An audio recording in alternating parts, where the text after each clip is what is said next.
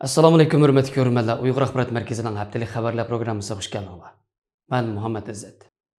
Tövəndə diqqətlə xəbərlərimizin təfsili məzmunları olsun.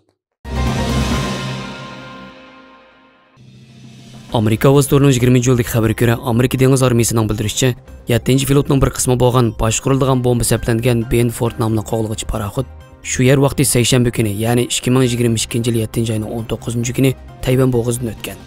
Egilinişçə bu Xitay dairələri 6-cı ayının 13-cü günü tuyuqsuzla Tayvan boğazının xalqaralıq deniz rayonu əməsligini o'tirib qo'yganda bu yan Amerika urush paraxodining tunji qidim Tayvan boğazından ötiş ekan. Xitayning sharqiy harbiy rayoni shuningdek keyin bayonot e'lon qilib, o'zining dengiz va havo qo'shinini tashkillab, Amerika paraxodini boshdan oxir nazorat qilganligini va ogohlantirganligini bildirdi. Hamda Amerika taraf bu voqea to'g'risida qasddan davron soldi deb aybladi. Bayonot yana mundaq deyildi. Amerika doim qudratqulluq va dag'vozlik qilib, o'zining Tayvan bo'g'izidagi tinchlikni va muqimlikni buzg'unchi ekanligini to'liq namoyon qildi. Harbiy rayonimizdagi qismlar har vaqt yuksak hushyorlikni saqlab, davlatning egilik huquqi va zamin bütünlüğünü qat'iy qo'g'daydi. Amerika amaldorlari bo'lsa bu vaqtda Amerika Tayvan bo'g'izini o'z ichiga olgan xalqaro qonun yo'l qo'ygan joylarda davomli o'qishdi. Paraxodlar bilan mang'udi va faoliyat qiladi. Reuters agentligining 19-yildagi xabarida Xitoy diplomatlarining Birlashgan Davlatlar Tashkiloti kishilik huquq oliy komissari va bir qism davlatlarning Janubadagi diplomatlariga xat yozib, Uyg'urlar haqidagi dokladni e'lon qilmasligini talab qilganligini va Xitoyning mazkur talabini qo'llaydigan davlatlar orasida imzo to'plaganligini oshkorlagan edi. Holbuki Departament to'g'rining 21-yildagi xabarga ko'ra, Xitoy o'zining Sharq Turkistondagi kishilik huquq tafsirlanchiligi to'g'risidagi Birlashgan Davlatlar Tashkiloti dokladini bostirishga urinayotganligi to'g'risidagi xabarlarni qat'iy rad qilgan. Bu vaqtda Xitoy Diplomatiya ministrligining bayonotchisi Wang Wenbin axborot e'lon qilish yig'inida mundaq degan. Xitoy boshqalarning soxtacho'rlar orqali Xitoyga tuhmat qilishga qat'iy qarshi turdi.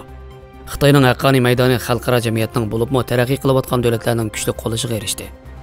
Osmondagi bir qancha davlatning Sharq Turkistondan foydalanib, siyosatni suiiste'mol qilish, Xitoyning obrazini xunuklashtirish va Xitoyni bostirish nayranlari utuq qozonolmaydi. Post Times Store'ning 22-yildagi xabarga ko'ra, yangi dokladda bayqilishicha, Xitoy diplomatlari va davlat taratqullari Sharq Turkistondagi kishilik huquq tafsirlanchiliklariga aloqador xalqarodagi ayblar sadolarini pasaytirish uchun ijtimoiy aloqa usullaridan foydalanib, jamoat fikrini kontrol qilishga va saxta tarqatishga uringan. 7-ci ayning 20-ci kuni Avstraliya Strategik Siyosat Instituti tarafidan e'lon qilingan yangi dokladda ko'rsatilishicha, 2020-yilning 5-idan tortib Xitoy Kompartiyasining diplomatlari va davlat taratqullari o'zi Sharq Turkistonda musulmon Uyg'urlar qarta sodir qilayotgan kishilik huquq tafsirlanchiliklarini inkor qilish uchun barg'ansir pishib etilgan to'g'ri taktikasini ishlatishga boshlagan.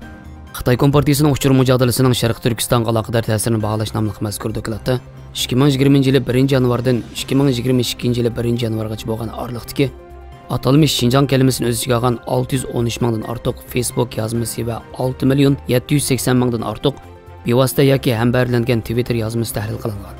Buning ichida Facebookda eng ko'p inkas qo'zg'agan 400 parcha yozmaning 6.13% Xitoy davlat taratqullari va diplomatlar tomonidan yo'llangan. Eng ko'p inkas qo'zg'agan 1000 parcha Twitter yozmasining 5.15% Xitoy davlat taratqullari va diplomatlar tomonidan yo'llangan. Bu uçurlarning 4% Twitter tarafidan uçur suiiste'moli sababli to'xtatib etilgan hisobotlardan yo'llangan. Dokladda ko'rsatilishicha, Xitoy Kompartiyasining yuqori darajalik rahbarlari uçur va xato uçur tarqatish mujodalasini geopolitik raqobat va xalqaro jamoat fikriga ta'sir ko'rsatish uchun favqulodda muhim deb qaraydi ekan. Reuters agentligining 23-yildagi xabarga ko'ra, Xitoydagi havo rayi tarmoqlarining shanba kunidagi ogohlantirishida ko'rsatilishicha, Sharq Turkistonda texmi ko'p kalkun va latqa shexilliq eqin ko'rilishi, shundaqla butkul rayonni issiq havo qoplaganligi sababli muzliqlar texmi tez suratda erib, paxt ishlab chiqarishni tahdidga uchratishi mumkin ekan.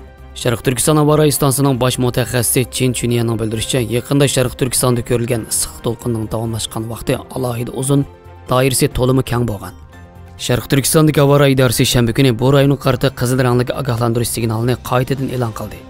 Holbuki qizil rangli ogohlantirish 3 darajalik yuqori temperatura ogohlantirish sistemasidagi eng yuqori darajaga vakillik qiladi. Mazkur ogohlantirishda ko'rsatilishicha, kelgusidagi 1 soat ichida Qashqar, Xotan, Aqsu va Bayonqulon oblasining temperaturasi 40 selsiya gradusdan oshib ketishi mumkin ekan. O'tir Sharq kuzatgich to'rining 23-yildagi xabarga ko'ra, Xitoyning Uyg'ur musulmonlari qilgan zulmga qarshi norozilik namoyishi o'tkazgan Avstraliyalik kishilik huquq faoliyatchisi Tero Paulo Londonda qo'lga olingan. Egilinishcha, London soqchi doiralari elxat orqali elchixonaga bomba tahdidi solgan degan bahona bilan namoyish boshlanib bir necha minutdan keyin Tero Pauloni qo'lga olgan. Aytilishicha, mazkur soxta elxatda mundaq deyilgan: "Men Tero Paulo, sizlar soat 12gacha Uyg'ur qirg'inchiligini to'xtatishinglar kerak. Bo'lmasa elchixonaning kulini ko'kka so'rayman. Hürmet bilen Dero. Bu yıl 23 yaşga kirgan Dero Paulo o'zining zinhor bundaq ilxat yo'llamag'anligida ching turib, mazkur badnomning kishini saskandirdiganligini bildirdi. Paulo Twitter'dagi yozmasida o'zining London shahar soqchilari tarafidan 20 soat yolg'iz qamalganligini va bu jarayonda advokat bilan ko'rishishga yo'l qo'yilmaganligini aytdi. U yana yonfonining musodir qilinganligini va maxfiy nomerini aytib berishga majbur bo'lganligini.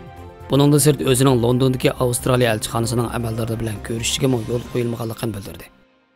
Xabarlarimizni ko'rganingizga rahmat. Ko'rishishga omon bo'linglar. Xayr xo'sh, Allohga omonat.